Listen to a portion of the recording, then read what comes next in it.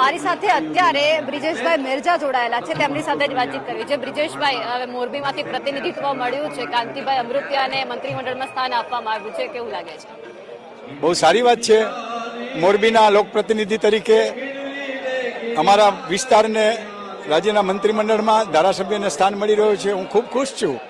After all તો અમે બધા જાહેર જીવનમાં લોકોનું વધુ સારું કલ્યાણ થાય એ ભાવનાને લઈને ચાલનારા માણસો છીએ અને ભાજપનો કાર્યકર્તા હંમેશા એક છેવાડાના માનવીનું વધુ સારું ભલું થાય એ માટે કર્તૃત્વ અને નેતૃત્વ નિભાવનારો છે અને મોરબીનું એક વખત મને પણ ધારાસભ્ય તરીકે અને વિસ્તારના કામ કરવાની તક ભારતીય જનતા પક્ષે આપેલી અને ગુજરાત સરકારમાં પણ જેને કરી ખમતીદર ખાતાના મંત્રી તરીકે પણ મને કામ કરવાનો મોકો શીર્ષત્વ નેતૃત્વએ ભારતીય જનતા પક્ષને આપેલો એ પણ જ્યારે ખુશીની વાત હતી ને આજે પણ અમારા મોરબીને ધારાસભ્ય અને મંત્રીમંડળમાં સ્થાન મળી રહ્યું છે ત્યારે ખુશી વ્યક્ત કરું છું અને હાર્દિક બધાઈ આપું છું। તમે પણ મંત્રી હતા, કામ સરકારની અંદર થાય છે, તમારે લઈને જવું પડે છે, કેવું પડે છે? સ્વાભાવિક છે, એ કાર્યકર્તાઓની પોતાની લાક્ષણિકતા ઉપર આધાર રાખતો હોય છે। કામ કરવા માટેની એની તત્પરતા અને કામ લઈ આવવા માટેની એની જાગૃતતા અને એના આધારે સરકારમાં કામ થતા જ હોય છે, પણ કામ કેવી રીતે કેવા પ્રકારનું લોકભોગ્ય હોય, સ્વાર્થના હોય, વ્યક્તિગત કામ હોય, એમાં પડ્યા વગર સાર્વત્રિક વિકાસના કામોનું લઈને તમે જાઓ તો ચોક્કસ સારો જેને કરીને પ્રતિસાદ આ સરકારમાં મળતો હોય છે અને ભૂતકાળમાં મળ્યો છે અને મળતો રહેશે। ટૂંક સમયમાં થોડા સમય પહેલા પણ સાંભળ્યું હતું કે મોરબીની અંદર વિસાવદરવાડી કરવાની છે, શું કાંતિલાલ કામ નહોતા કરતા? મોરબી એ ભારતીય જનતા પક્ષનો ગઢ છે અને રહેશે। બિલકુલ, આપ અમારી સાથે જોડાયા, આપનો ખૂબ ખૂબ આભાર। આપનો પણ ખૂબ ખૂબ આભાર।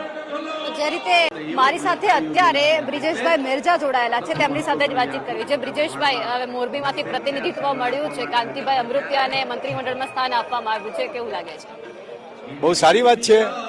મોરબીના લોકપ્રતિનિધિ તરીકે અમારા વિસ્તારને રાજ્યના મંત્રીમંડળમાં ધારાસભ્યને સ્થાન મળી રહ્યું છે। હું ખૂબ ખુશ છું।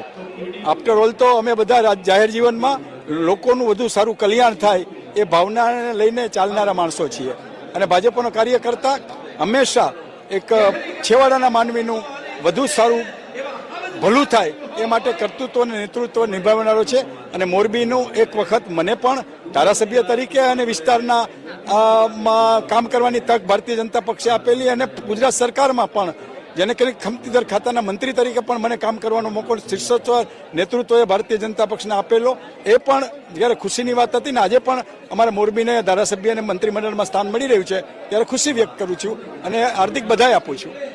તમે પણ મંત્રી હતા, કામ સરકારની અંદર થાય છે, તમારે લઈને જવું પડે છે, કેવું પડે છે? સ્વાભાવિક છે, એ કાર્યકર્તાઓની પોતાની લાક્ષણિકતા ઉપર આધાર રાખતો હોય છે।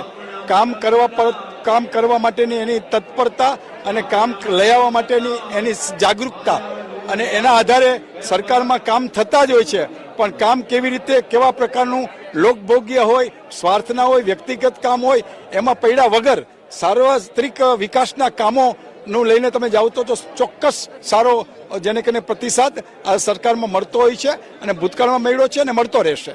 ટૂંક સમયમાં થોડા સમય પહેલા પણ સાંભળ્યું હતું કે મોરબીની અંદર વિસાવદરવાડી કરવાની છે, શું કાંતિલાલ કામ નહોતા કરતા?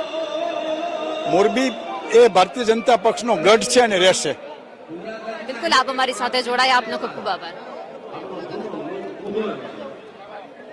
આપનો પણ ખૂબ ખૂબ આભાર। જે રીતે